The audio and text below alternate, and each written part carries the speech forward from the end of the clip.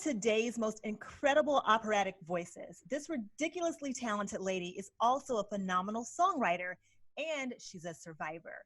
I am honored and excited to introduce to you British classical crossover singing sensation, Miss Summer Watson. Erica, wow, what an introduction. Thank you so much for having me. Well, so everyone out there needs to know that not only is this a woman ridiculously talented, as I've already said, she's also a very good friend of mine. And we're going to delve into her singing career and some personal stuff too. But before we do, I have to remind all you people out there to click the like button and press subscribe. Summer, I introduced you as being a survivor, and it's October. In America rather, that's Breast Cancer Awareness Month. And what a lot of people might not know about your journey is that you are a breast cancer survivor. Let's talk about your diagnosis and how you've dealt with it and how you are now doing on the other side of your initial diagnosis. Well, Eric, I really appreciate this opportunity because it is a very special month to create awareness for breast cancer, which is in men and women. And yes, you know, there I was as a super fit young lady, singing all over the world, never had a care in the world in terms of, you know, loved my food and loved sport and fitness, and I was very happy. And at the wonderful age of 37, the golden retriever I had at the time, Marley, she had been in my arms and licking on my right side for about 1.5 years. And so I thought, oh, I'm going to get a mammogram, not so much because of her, but just because that's what women do. And I had about a month to then reassess my life because I was told that I had stage 4 breast cancer out of nowhere. No genetic line of it. I felt amazing. It's not like I suddenly felt unwell. And that moment on in 2014 has changed the trajectory of my life. Which brings me to today. You know, here we are in 2020, and my outlook is that cancer for me was my blessing. And I say this, you know, not because we're doing an interview and it sounds good, but, you know, you're a dear friend. And I really want, you know, you and anyone else who has some interest in cancer to not feel kind of sorry and, you know, challenged by the subject, because it's really important for us to feel empowered by the subject that, yes, absolutely, we need research and we need funding and we need amazing establishments to create the knowledge how to cure these illnesses, like the amazing Susan Komen Foundation that I just sang for. They raise, you know, millions of dollars and pounds all over the world every year to create some sense of awareness. But most importantly is it's down to us. And God forbid any of your, you know, viewers, listeners ever have that news that a loved one or they themselves have been diagnosed with cancer, any form of cancer. They don't even need to have something as bad as that. It could be a loss of a job. It could be, you know, loss of a home. Here we are, you know, in middle of the pandemic, and people are, you know, adjusting to this new life, and some people are really struggling with it, which I totally empathize with and understand that. But we have to, no matter what is going on around us, cancer, no cancer, job, no job, home, no home, you know, a life partner, no life partner. Yes, these are traumas and these are challenging things for us to face, but it can be our blessing. Like, did the doctors give you any explanation? You did say that you were healthy, you were fit, you took care of yourself, you were a healthy eater. Yeah. What did the doctors pinpoint as the reason why you were at 37, unfortunately diagnosed with this? And talk about what you think that women and men need to do to be more proactive about their breast health. Well, I think health is individual. It's like, you know, having a great mechanic. There'll be many mechanics giving you different advice for the car that you have, right? And you know, you evaluate, and then you go with the one that you intuitively feel might be the right one for you. So I have this outlook now because I've been through it for 6 years now. I want to share with your, you know, your viewers and listeners that it wasn't like that month one. I've like free fell into post-traumatic stress disorder, which I already suffered from. You know, in 2001, I was in a major train accident, so I already knew what that was like to be in flight or fight mode. And there I was with this news, and for about a year, for anybody who doesn't know what that's like, for about a year, you're in a state of shock. You don't really understand what's happening. You know, I personally had never had a filling. I'd never been in a hospital. I'd never had flu. I didn't know this whole other world that was going on out there. So anyone who's just been diagnosed, anyone that knows someone who has, you have to create a space to really take time for yourself, to hold the reins and go, wow, okay, this is pretty big, you know. The boat that I was on was sailing in one direction, and I've just looked and there's a ginormous hole in it and we are sinking. So you can either go into full-blown panic mode, which I went into, and many do, or, you know, what I would love to share is get the right people around you, and it doesn't necessarily have to be friends and family. People could come out of the blue who you wouldn't necessarily think that they would be the ones batting for you, you know, in your corner and putting the water and the towel, you know, like in the boxing fights. You need a team around you to do the admin, to help you with, you know, the free fall of roller coaster, to give you the space, to protect you from everyone and their dog giving you advice, which is overwhelming. You know, oh, I know this, or try these oils, or how about this, and go on that course. And it's great, but it's really overwhelming. So what can people do, you know, once they're on that journey, and or if they you know, think they're fit, healthy? You can eat as much kale as you like, right? And you can be plant-based foods and at the gym every day and this and that. That's only one side of the triangle. And again, I'm not an expert, but it didn't make any sense to me how I was 37, super fit, you know, good weight, like I loved my food, loved all the veggies, all the colors and everything, you know. It wasn't too green tea-esque. I loved my chocolate as well, you know.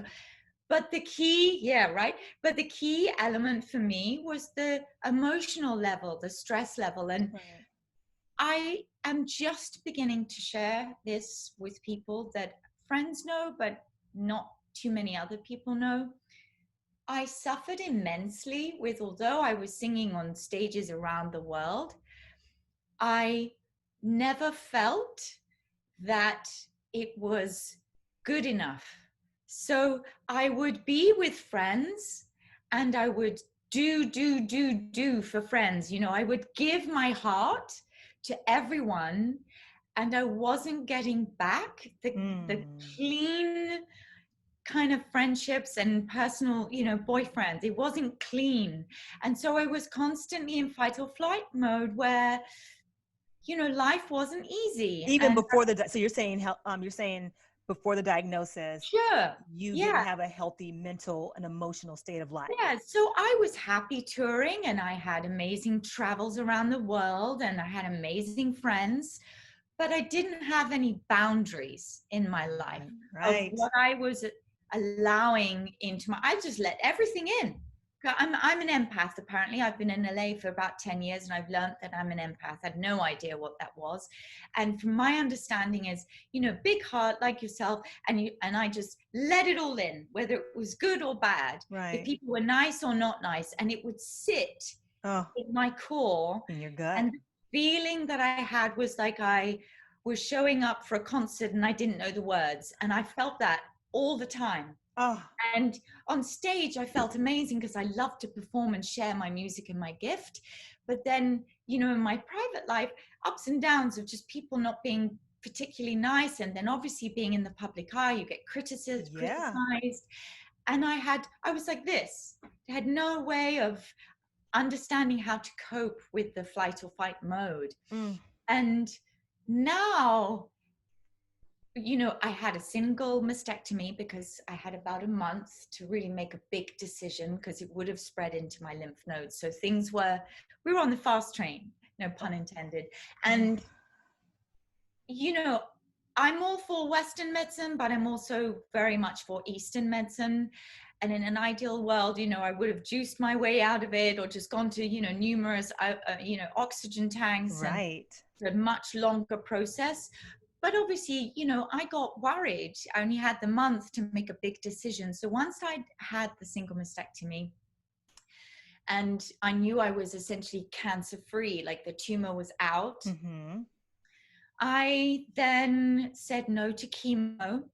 And again, I would never suggest to anyone just not to do it. You must consult your doctors, array of doctors, and you must research yourself and read up about it.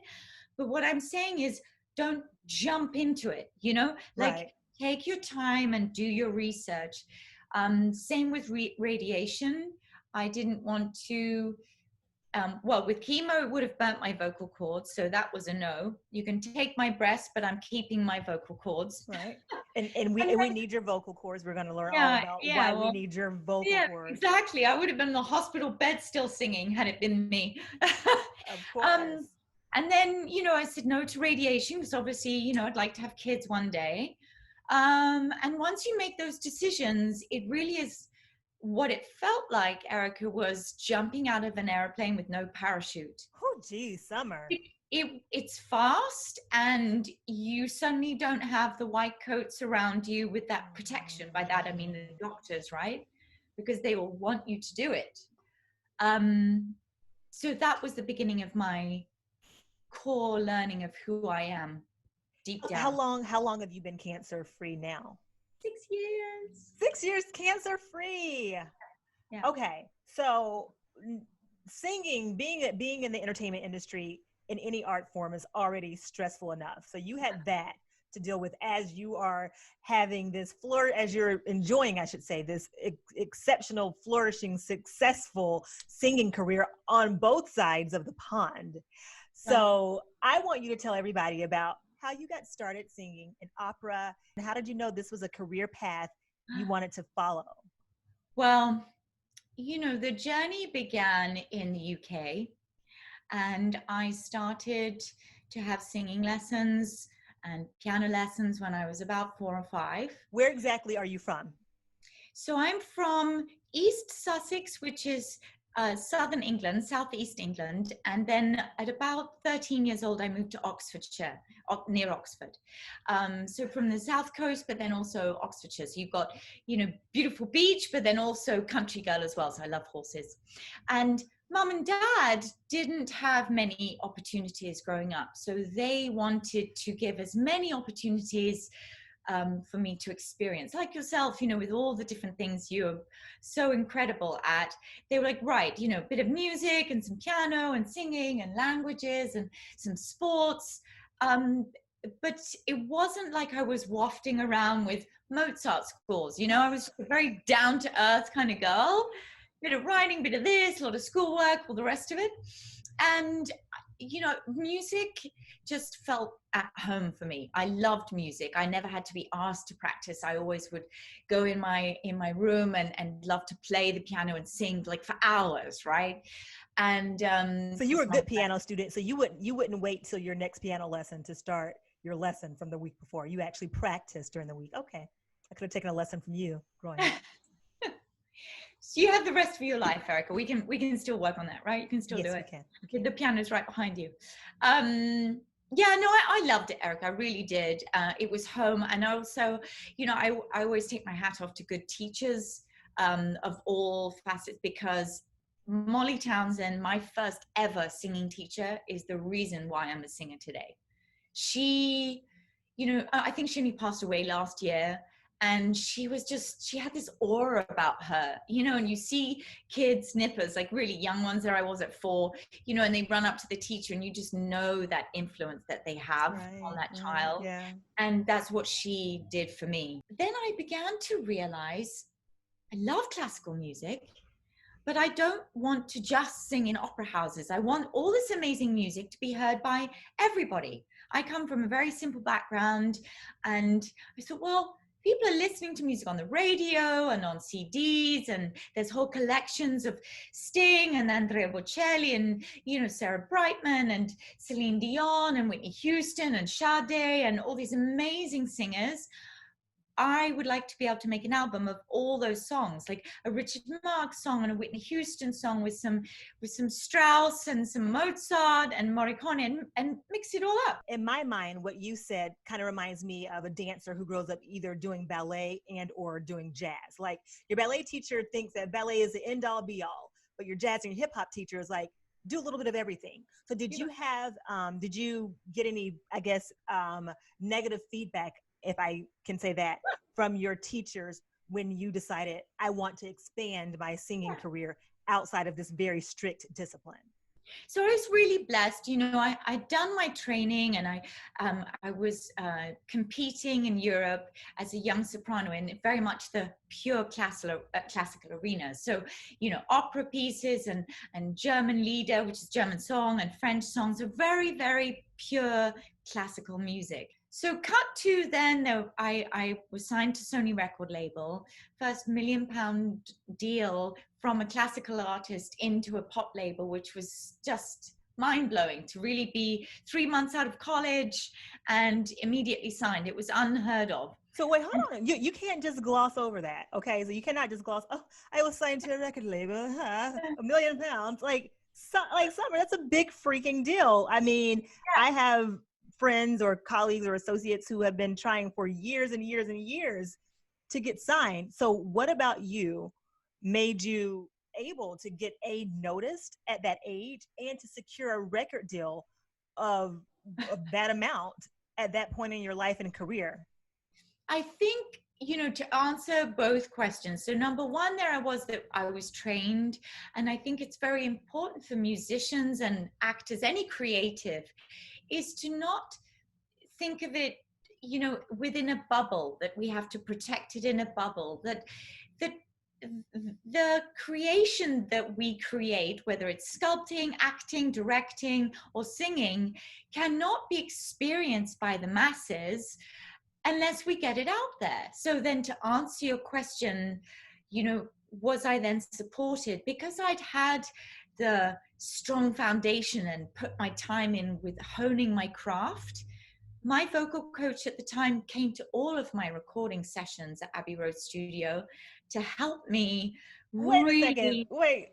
Okay, so guys, like she's just dropping all these gems. So you were recording at Abbey Road Studio. Like, listen, that's the one thing that Americans do know. We might not know much about anything that goes on. The zebra crossing. we know Abbey Road Studio. Okay, continue bragging. I like this. This is what we're here for. Go ahead.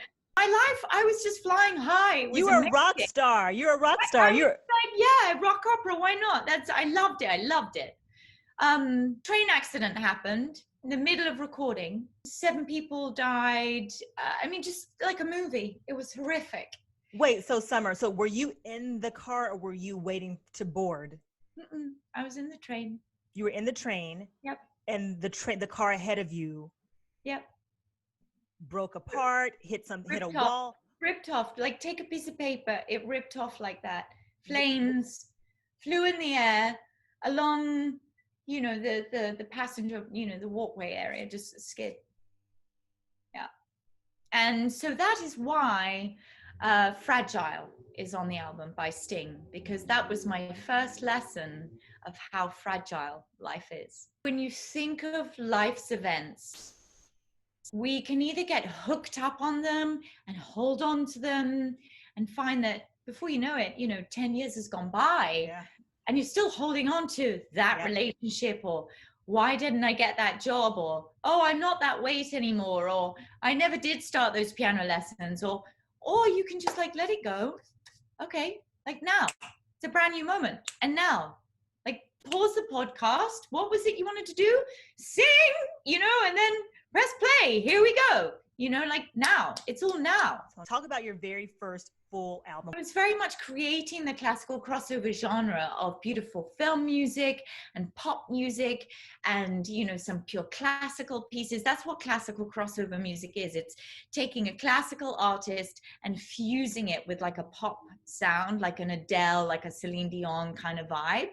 And so Adele and Celine Dion are both considered classical crossover. But they're a little bit more like adult content. They're on the far end. They can sing that. It's basically when you put beautiful strings to it. So if you think of like Andrea Bocelli or Josh Groban, maybe Michael Bublé, maybe in the more jazz side, you know, or like Jackie Evancho is the youngster who's just on America's Got Talent, you know, back.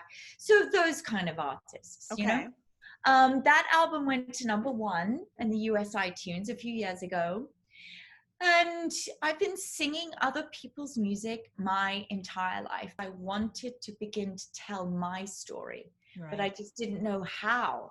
I didn't know how to get it out. I didn't know how to share it. So that's what's brought me to this year, you know, writing for other films, other projects, you know, and writing my own album, my own EP. And the new single has just dropped. Yes. Break the Silence. And we recorded, you know, all throughout this year when all the craziness happened, the pandemic and the riots and the looting, and every different single of the track. Break the Silence, for example, is about how we have to break the silence within us to be our authentic selves. Whether it's a friend you want to tell someone something, or your husband or wife or partner, or your children, your colleagues, what is it that you need to get off your chest in a nice way to feel free, to offload, you know? And that can go out to obviously a more societal level, right? It's this moment where, I don't know about you, Erica, but I really feel this is a very special time of like renaissance almost, where this is our time to get reflective, introspective. We don't have to see a lot of people. So rather than feeling doom and gloom, maybe it's our time now to just take a second. Like, where am I? What am I doing with my life, you know? I consider myself a music buff. Yes. I do. I'm a music buff, but I can say my shortcoming when it comes to music and loving music and knowing and recognizing it, unfortunately, is opera. I can appreciate it from a distance, just being completely frank, but I never learned a strong love for it. So tell us a little bit about the origins of a good opera singer. What makes a singer fantastic? What sets you apart from someone else? How many languages does an opera singer have to know to be good? You know, give us the general ins and outs. Classical music sometimes has a bad rep because people can sometimes feel closed off. And I had it all throughout my career where I would talk to a lot of people and they would say, no, opera's not for me. No, oh, no, I don't really know anything. And all of us, you would either get that reaction or you would get, oh, I don't know anything about opera, just kind of like you mentioned, right? What I love to share with everyone is all you have to do is just close your eyes and listen to something. And if it resonates, it resonates. Just like you've got pop and rock and jazz. And for me, and for a lot of people, not every single rock artist is going to resonate with you, right? I love rock music, but not every artist. I love jazz, but, you know, you have to be in the mood for Thelonious Monk, you know, to hear hours of it, and so forth. So that's the first thing. The second thing is, if you've never been to the opera or heard classical music, what I highly recommend and always suggest to people is Google the top 10 singers, sopranos, or violinists or orchestras, and then you want to Google the top 10 classical pieces, right? Start gentle, like get some basic bookshelves of what you need to be listening to, because so often people go to their you know, local thing, or they hear a friend's daughter kind of trying a song or two, and it's just like, it's not the same quality. So if, you know, it's your very first experience, you've got to try something that you know will be amazing. It's like makeup, you know, you just begin with a bit of mascara and then eventually you're like really amazing at it, right? I'm a very light soprano. I trained all of the light. There's 5 different types of soprano. And that's what really led me. Well, hold on, back up. Yeah. What are the 5 different types of soprano? For the soprano, there's the very light soubrette, super, super high, you know, like doing Queen of the Night. Like do it. You know, like super, super crazy, crazy high. Then you have a coloratura soprano, and they're the ones that do all the scales, you know, all of that. And then you have a wonderful like lyric soprano, which is what Renee Fleming is. And I lend myself a little bit more to lyric now, where it's a little lower of voice, but you can still do basically the good tunes. You get all the best tunes in the operas. You know, everyone's waiting for the go-to aria. And, you know, and then there are the couple that kind of lend a bit of a mix of all of them. But for me, that's what I wanted to do, was take all the great tunes that I knew I loved, my mom loved, my dad loved, my friend loved, and break away the stuffiness. Are you fluent in 3, 4? How many languages are you fluent in? I would say comfortably French, German, and Italian, but I can sing in Spanish and Czech. The first album was those languages, but now my favorite language now is French and Italian. Yeah. So do you basically have to be trilingual or at least bilingual to be a successful opera singer? I would say it helps because the pace of the bookings, you know, where you're learning immense amounts of Italian or French, Spanish language, it's going to take too long. You can't spend 6 months learning one aria, right? You're going to get booked a lot. So it's easier to talk to the conductors in those languages because you're traveling Europe and around the world. And I just didn't have the time to have to translate, you know, every single word. As it is, it's old Spanish and old Italian. So that's another end. What's different, what I've experienced in the last 6 years, writing. You know, I've been writing for film and writing my own songs with an amazing producer and film composer, Taras.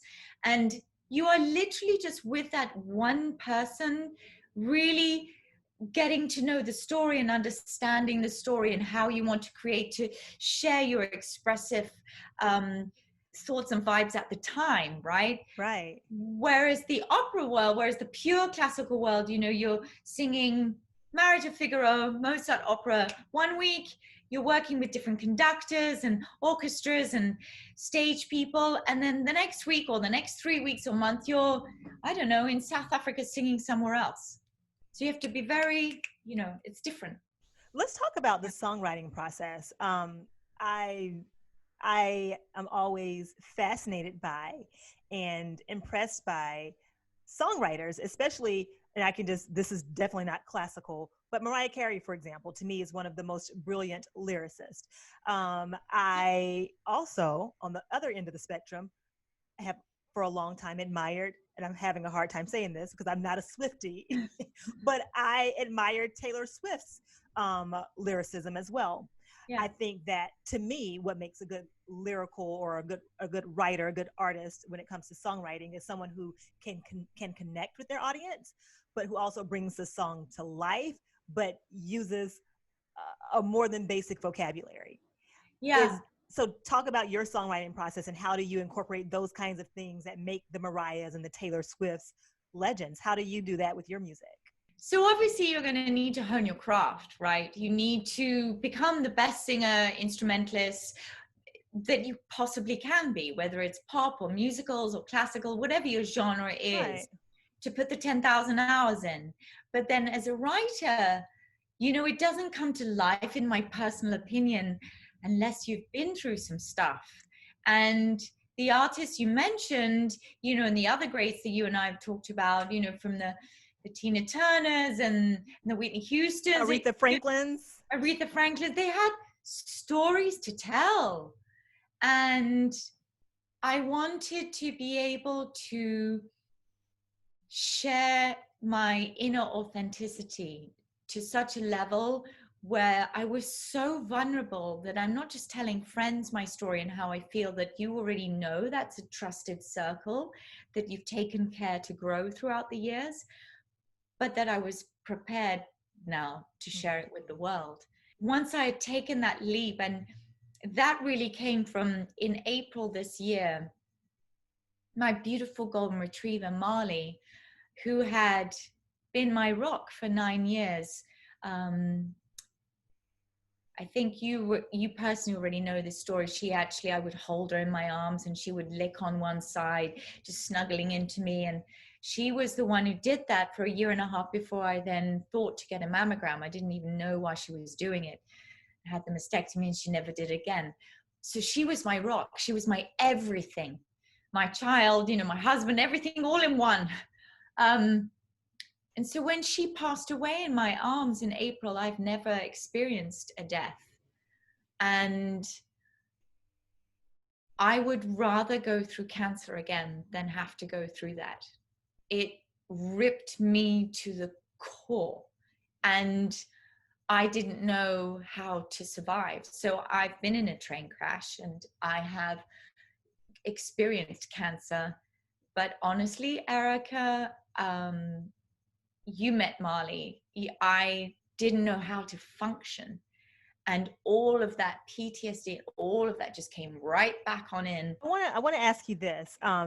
As an artist, it can be very difficult sometimes and intimidating to put out art that you really spent your blood and your tears and your energy into, because when we're all sensitive people. How do you deal with the criticism when you've worked so hard on something and people might not receive it the way that you hoped?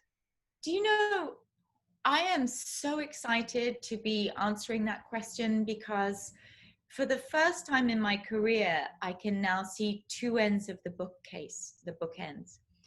At the beginning, I was so involved in every ounce of the recording and what the first album sounded like and every tiny, tiny, tiny detail.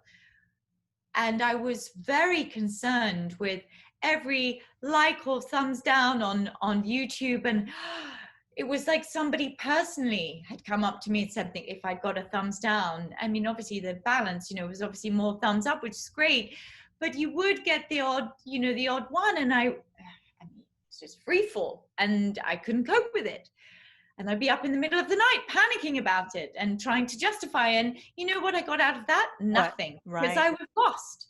I was lost. I didn't know who I was. Was I the pure classical artist? Or, was I more, kind of singing film a little bit more, like what was I? I didn't know who I was. Whereas now, I've been given this gift and I have worked extremely hard to really craft that gift and do my work, do my part. But it's like a Christmas present. You don't give it and then kind of, oh yeah, Merry Christmas. I hope you like it. I'm not really sure if if you will or you won't. No, you just get a gift that you can and you think will, make someone happy, and you wrap it up and you give it. My story, yes, it feels very vulnerable, like it's just dropped. And it's, it's slightly more rock sounding, this rock classical, this first track, and the other tracks are going to be epic kind of classical sounds. And then we have more of like an Adele track, very voice and piano driven, very intimate. So there's lots of different facets of who I am. But will I be, concerned if people do or don't like it? No. The reference of breaking the silence to encourage people to share their story, to be authentic. But in terms of genre, it's just who I am today. I may not be that person next year. Who knows? We're going to do something fun. We have now reached the time in the show that I like to call Big Dog, a Little Dog, rapid fire, where I'm going to ask you a series of questions and you have to answer these questions truthfully, A, and B, quickly. You cannot give them much thought. I have an internal timer and I am judging your ability to follow the rules. Okay. Here we go. What is the one thing that frightens you more than anything else?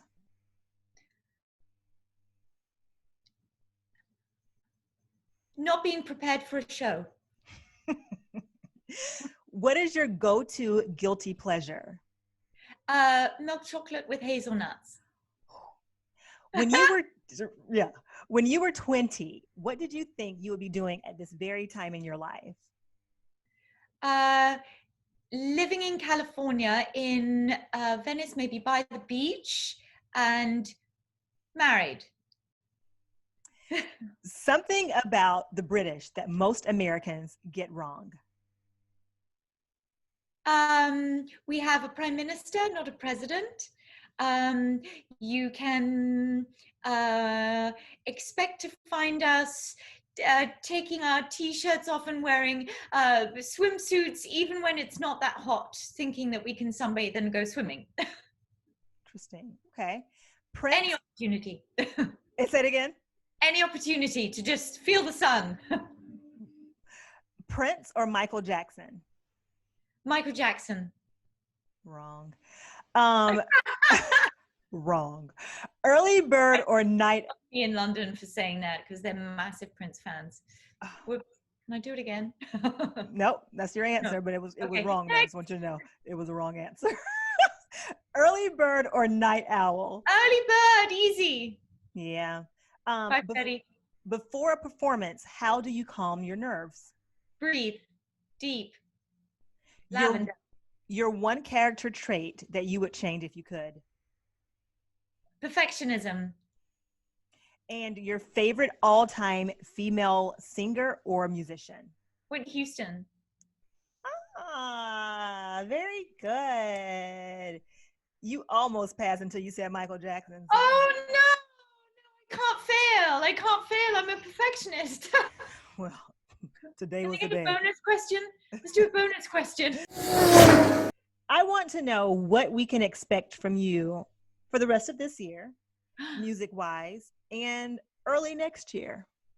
I am very excited. We have just completed my first video for the EP, Break the Silence, will be dropping soon.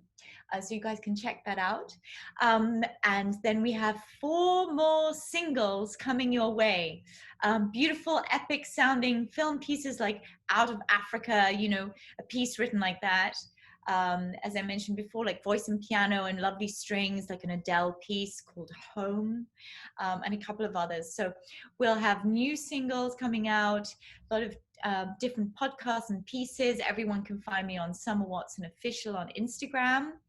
And then come next year in February, we'll be writing again. And hopefully come March, I've got a few live concerts coming up. So fingers crossed. So go ahead, just sing a few bars.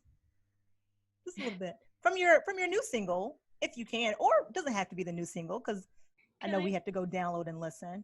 Can I play it instead? I would like to hear you sing live. This is a live concert. Are you ready? I'm ready. Ave Maria,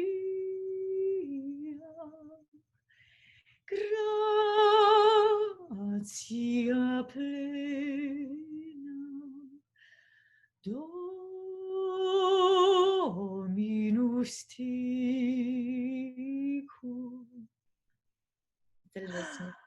That's so good. I want more. You always gotta leave us with wanting more, and I want more. So we want more of you. No, I want more of that. So, and they want more of that. So tell them where we can find you and where we can download your music and the names of your albums. Yes, plug all your stuff, please. You're the best. So everyone can find me, Summer Watson Official on Instagram, and Summer Watson, the musician page on Facebook. YouTube is the same, Summer Watson Official, with lots of beautiful videos and the summer album from SONY, which is a little more of the classical things. And for the newest release that is just dropped called Break the Silence, that I wrote with a wonderful composer, Taras, is on Spotify and any other digital platform you can think of. iTunes, Break the Silence. Yes, guys, I promise you, Summer's voice and spirit. Just, you are incredible. Thank you so much for being my big dog today on today's Big Dog, a Little Dog.